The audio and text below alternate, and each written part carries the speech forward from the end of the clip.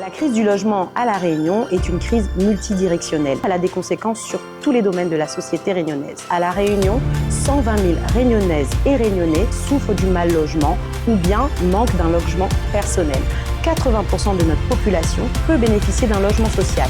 Cependant, sur notre territoire, aujourd'hui, nous avons près de 46 000 demandes de logement social en attente. Pourquoi se battre sur l'encadrement des loyers? Parce que c'est un dispositif qui existe déjà, qui existe à Paris, à Lyon, dans les grandes métropoles régionales de l'Hexagone. Et nous avons à La Réunion, en moyenne, des loyers qui correspondent à ces grandes métropoles. Donc nous devons absolument donner à nos maires la possibilité d'encadrer les loyers afin de pouvoir loger un maximum de familles réunionnaises. N'oublions pas qu'à La Réunion, nous avons un taux de chômage très important. Nous avons des ressources beaucoup moindres. Donc, pouvoir répondre à cet encadrement des loyers, c'est aller vers un logement digne, un logement adapté à l'ensemble des familles et des foyers. Ce combat, nous le menons parce qu'il y a des conséquences sur les familles, conséquences dans le milieu du BTP, sur notre économie.